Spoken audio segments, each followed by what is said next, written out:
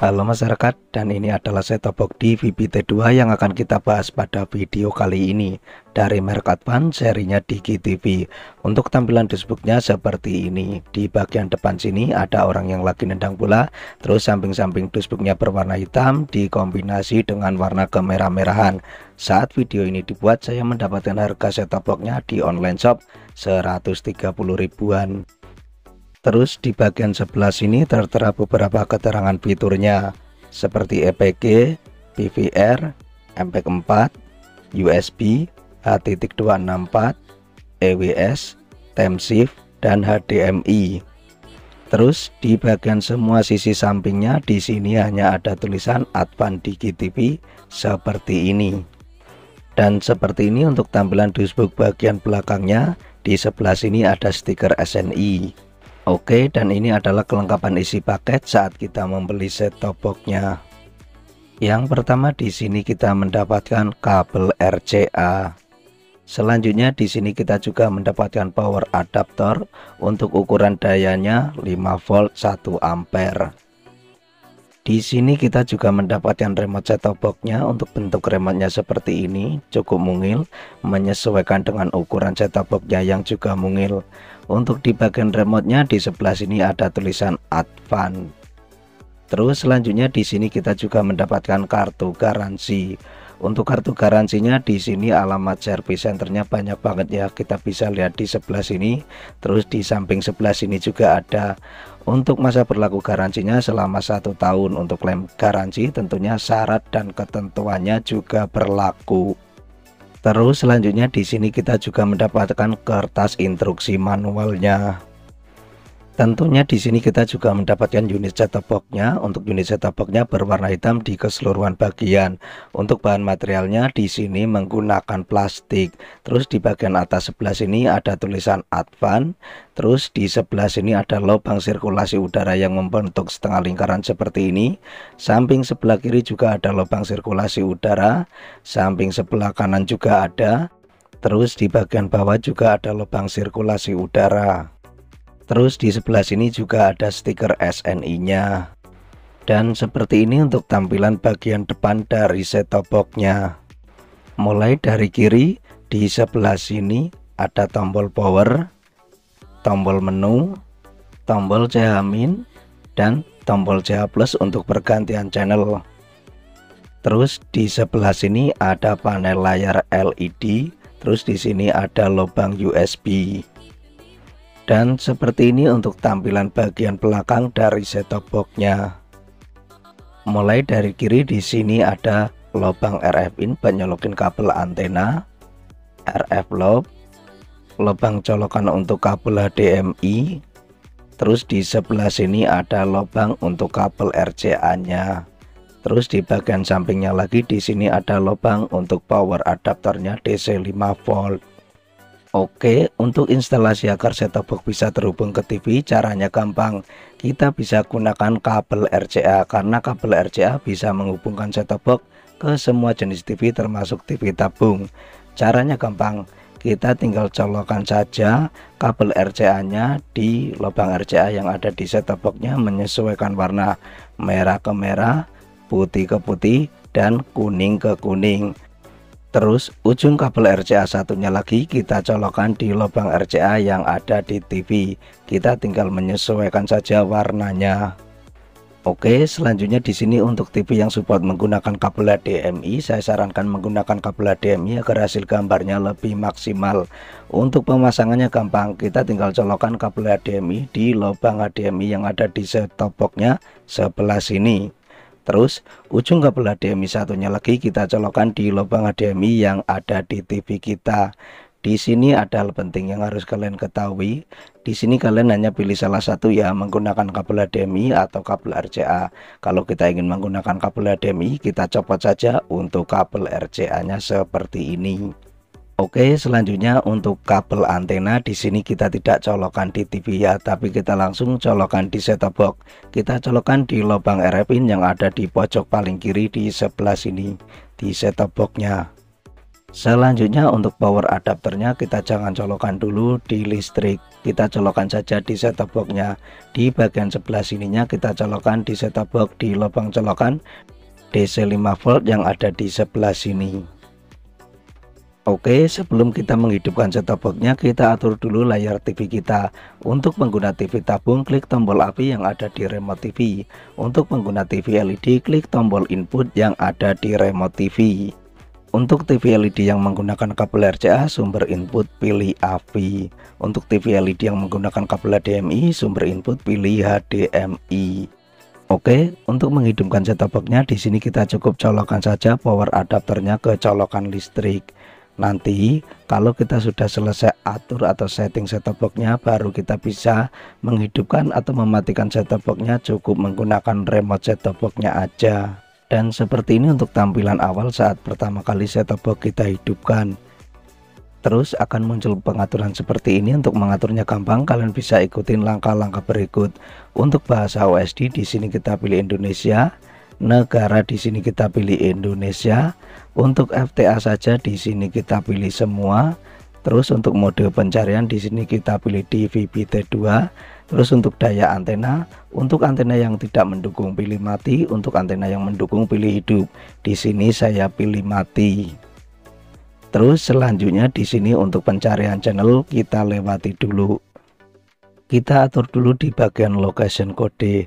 Untuk location kode di sini kalian tinggal masukkan kode pos di mana tempat kita tinggal masing-masing. Untuk lokasi saya Jakarta Barat 11270. Jika sudah, kita geser ke atas di bagian pencarian channel, terus kemudian kita klik OK. Saat pencarian siaran TV digital, di sini untuk antena yang saya gunakan yaitu antena outdoor atau antena luar intrazeus. Untuk lokasi Jakarta Barat biasanya mendapatkan kurang lebih 45 channel TV digital. Dan buat teman-teman yang minat untuk antena yang seperti saya gunakan, bisa cek link yang ada di deskripsi. Oke, di sini kita mendapatkan 45 channel TV digital.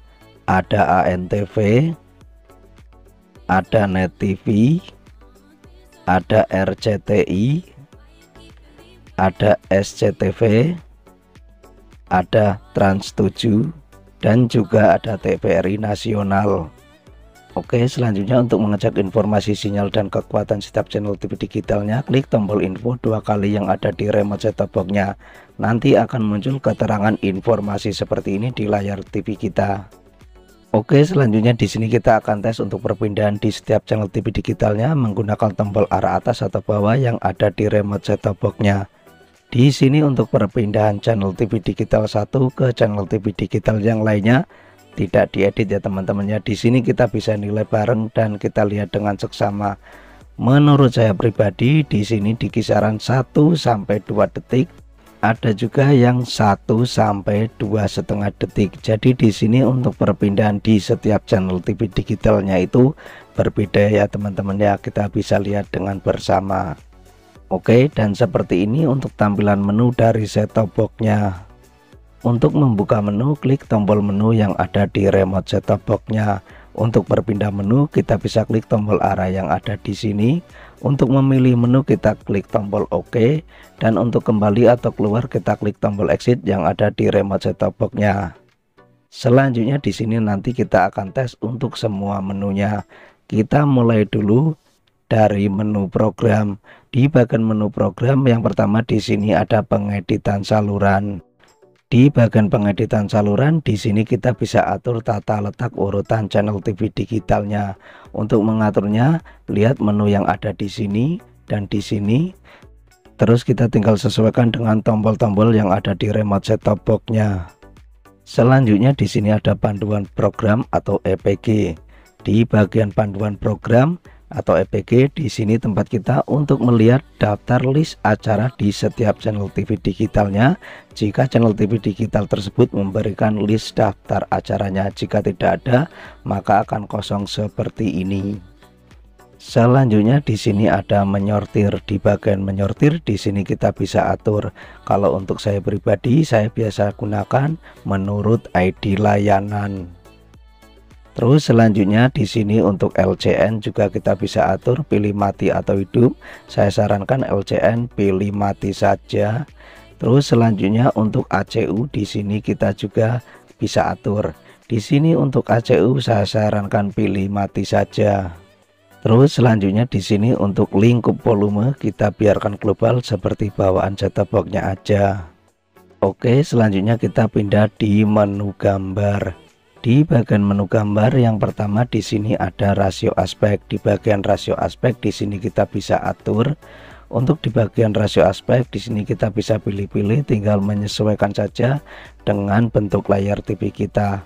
Atau kalau mau lebih simpel kita pilih auto aja. Selanjutnya di sini ada resolusi. Di sini di bagian resolusi juga kita bisa atur. Untuk pengguna kabel RCA, saya sarankan jangan lebih dari 720p. Untuk pengguna kabel HDMI bebas, pilih sampai 1080i atau sampai 1080p. Untuk saya pribadi biasanya menggunakan 1080i kalau untuk kabel HDMI. Terus selanjutnya di sini ada format TV. Nah, di bagian format TV, jika layar TV kalian menjadi hitam putih, kalian tinggal atur saja. Di sini kita tinggal geser-geser, pilih PAL atau NTSC. Tapi untuk warna yang normal di semua jenis TV, biasanya format TV-nya itu menggunakan PAL. Selanjutnya di sini ada pengaturan OSD. Di bagian pengaturan OSD di sini tempat kita untuk mengatur kecerahan layar TV kita menggunakan pengaturan yang ada di set-top box-nya, contohnya seperti ini. Selanjutnya di sini ada pengaturan panel. Di bagian pengaturan panel yang pertama di sini ada kecerahan LED. Di sini tempat kita untuk mengatur terang gelapnya LED yang ada di set-top box-nya, contohnya seperti ini. Di sini dari middle atau sedang kita bisa ganti ke full yang paling terang. Terus selanjutnya ada rendah atau yang paling redup. Di sini kita pilih middle atau yang sedang saja. Selanjutnya di sini ada display LED. Di sini kita juga bisa atur Jano atau tem. Kalau kita pilih tem, nanti saat set-top box kita matikan, panel layar LED yang ada di set-top box-nya itu jadi jam digital. Selanjutnya untuk waktu pertunjukan jaga di sini kita biarkan saja hidup. Oke, selanjutnya kita pindah ke menu cari. Di bagian menu cari di sini tempat kita untuk scan ulang siaran TV digitalnya, bisa secara otomatis ataupun manual. Untuk yang manual kita pilih di bagian pencarian manual. Untuk pencarian manual di sini kita bisa masukkan saluran MUX TV digitalnya atau frekuensi TV digitalnya. Jika sudah, selanjutnya kita scroll ke bawah. Di bagian mulai kita klik OK kalau pencarian secara manual. Oke, selanjutnya untuk pencarian secara otomatis TV digitalnya, di bagian menu cari kita harus atur dulu. Untuk mengaturnya kalian bisa ikutin langkah-langkah berikut. Mode pencarian DVB T2, FTA saja pilih semua. Pencarian otomatis dan manual kita lewati dulu. Untuk negara kita pilih Indonesia. Daya antena di sini untuk antena yang tidak mendukung pilih mati, untuk antena yang mendukung pilih hidup. Di sini saya pilih mati. Selanjutnya untuk location kode masukkan saja kode pos di mana tempat kita tinggal masing-masing. Contohnya lokasi saya Jakarta Barat 11270. Jika sudah, kita geser ke atas di bagian pencarian otomatis, kita klik OK. Terus kita klik OK lagi untuk mencari ulang siaran TV digitalnya secara otomatis. Karena di sini kita tidak scan ulang, kita pilih membatalkan. Oke, selanjutnya di sini kita pindah ke bagian menu time. Di bagian menu time di sini biasanya saya tidak udak-adik lagi. Saya biarkan seperti bawaan set-top box-nya aja. Selanjutnya kita pindah di menu pilihan. Untuk di bagian menu pilihan biasanya di sini saya juga tidak udak-adik lagi. Saya biarkan seperti bawaan set-top box-nya aja. Selanjutnya kita pindah di menu sistem. Di bagian menu sistem yang pertama di sini ada bimbingan orang tua. Selanjutnya ada kontrol kunci. Selanjutnya ada pengaturan ulang pabrik atau reset pabrik. Kita klik OK. Untuk memasukkan kata sandi reset pabrik atau pengaturan ulang pabrik 0 sebanyak 6 kali. Selanjutnya di sini ada sistem informasi. Di bagian sistem informasi di sini kita bisa lihat keterangan spesifikasi set-top box-nya. Contohnya di sini versi perangkat keras Gemini R850 versi 1.3. Gemini itu seri chipset dari GX atau Quoxing.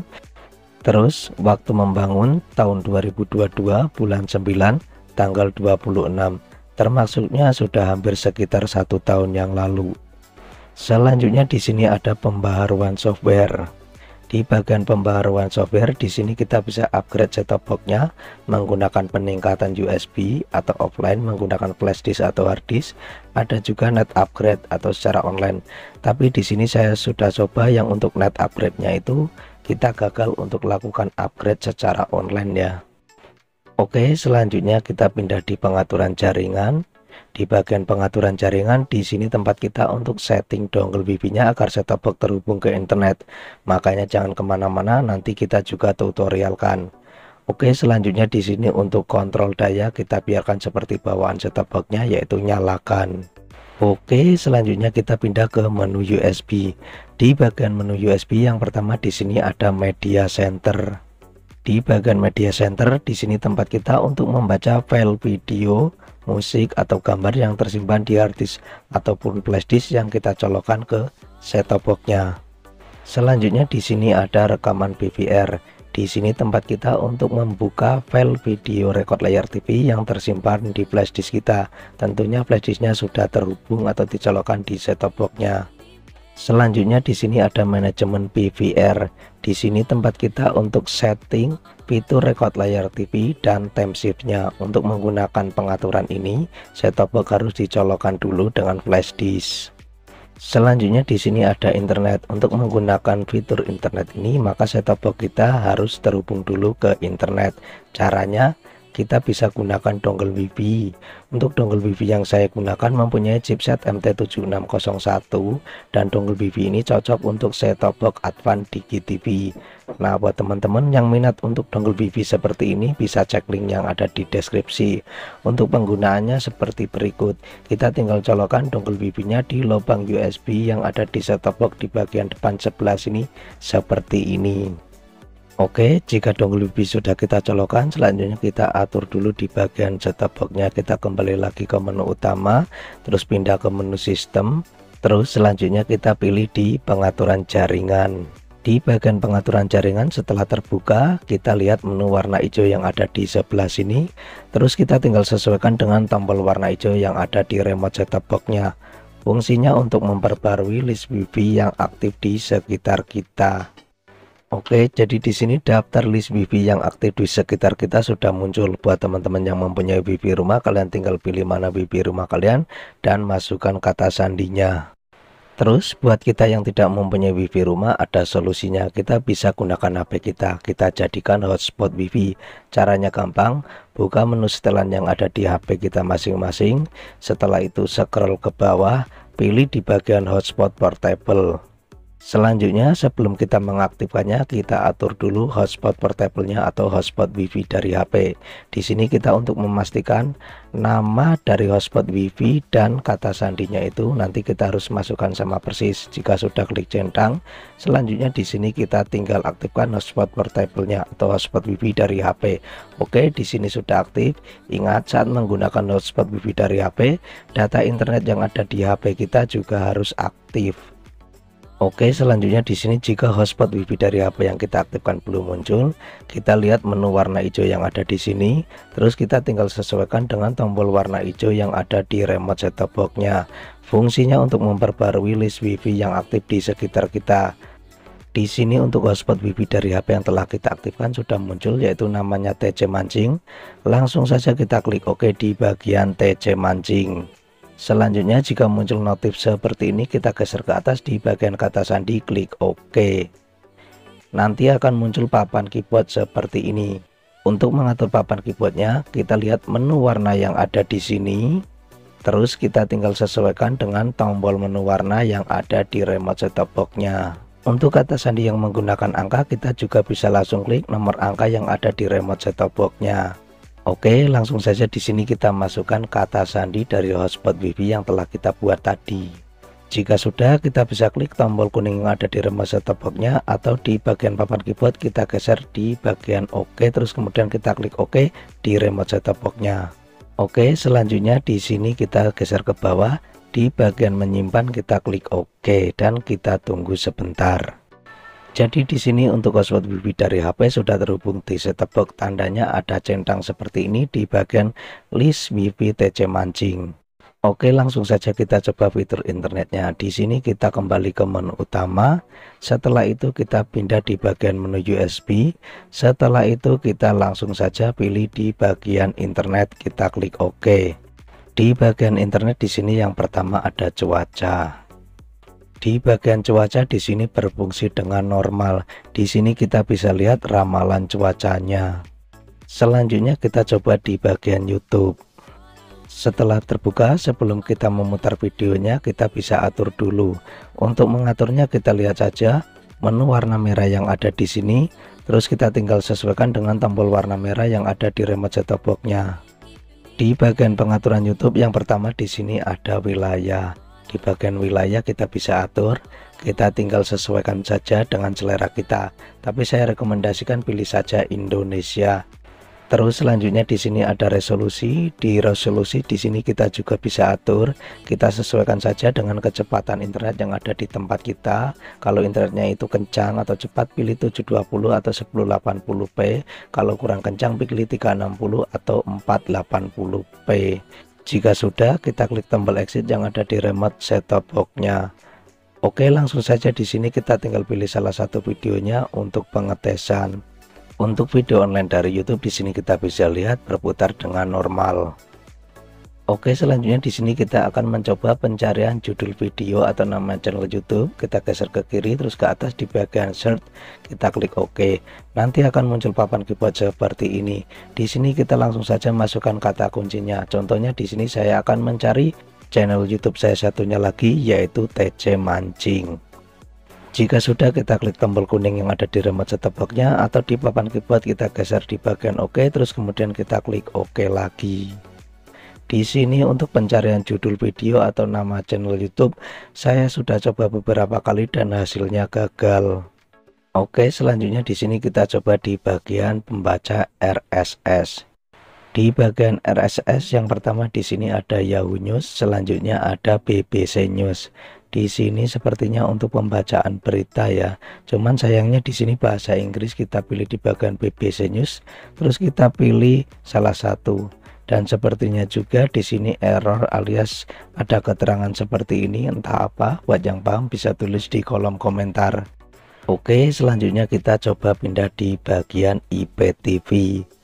Untuk di bagian IPTV-nya di sini kosong seperti ini. Jadi buat teman-teman yang mempunyai file IPTV-nya, kalian bisa masukkan lewat sini. Terus selanjutnya di sini kita coba di bagian Free IPTV. Di bagian Free IPTV di sini ada ribuan channel TV digital dari berbagai macam negara. Tentunya di sini tidak semua bisa dibuka ya. Saya sudah coba beberapa, ada yang bisa, ada juga yang tidak bisa. Oke, selanjutnya di sini kita coba di bagian YouTube Kids. Setelah terbuka, di sini kita tinggal pilih salah satu videonya untuk pengetesan. Di sini kita bisa lihat video online dari YouTube Kids berfungsi dengan normal. Selanjutnya di sini kita coba di bagian video. Setelah terbuka, di sini kita tinggal pilih salah satu videonya untuk pengetesan. Contohnya yang ini. Terus kita tinggal pilih episodenya. Di sini untuk video online dari aplikasi video berputar dengan normal. Selanjutnya di sini kita coba di bagian WTV. Sayangnya di sini untuk WTV tidak bisa digunakan ya. Muncul notif tidak ada hasil seperti ini. Terus selanjutnya di sini kita coba di bagian TikTok. Setelah terbuka, di sini kita tinggal pilih saja salah satu videonya untuk pengetesan. Sayangnya di sini untuk TikTok tidak bisa digunakan, muncul notif kesalahan jaringan seperti ini. Oke, selanjutnya di sini kita coba pindah di bagian Supercast. Di bagian Supercast di sini tempat kita untuk download aplikasi Supercast-nya. Kita lihat saja QR code di sebelah sini yang download app. Kita tinggal scan saja menggunakan aplikasi pemindai atau aplikasi scanner yang ada di HP kita. Kalau di HP kita tidak ada aplikasi pemindai, kalian bisa download di Play Store. Oke, buat yang sudah ada aplikasi pemindai, kita buka dulu aplikasi pemindai atau aplikasi scannernya. Terus kita tinggal arahkan saja ke QR code yang ada di layar TV di download app di sebelah sini. Nanti kita akan dihubungkan ke browser. Kita tinggal klik buka situs. Di sini untuk browser yang saya gunakan browser Chrome. Nanti akan muncul notif download file karena di sini saya sudah mendownloadnya, jadi di sini tulisannya download lagi. Oke, di sini kita tidak akan download lagi karena kita sudah mendownloadnya. Kita klik batal. Buat teman-teman yang belum download tinggal download ya. Untuk ukuran filenya kurang lebih 108 MB. Oke, jadi seperti ini untuk aplikasi Supercash yang sudah kita install di HP. Di sini ada dua hal penting yang harus kalian ketahui sebelum membuka aplikasinya. Yang pertama, jika set-top box kita terhubung ke internet itu menggunakan WiFi rumah, maka HP dan set-top box harus terhubung di WiFi yang sama. Contoh set-top box terhubung di WiFi A, maka HP pun harus terhubung di WiFi A.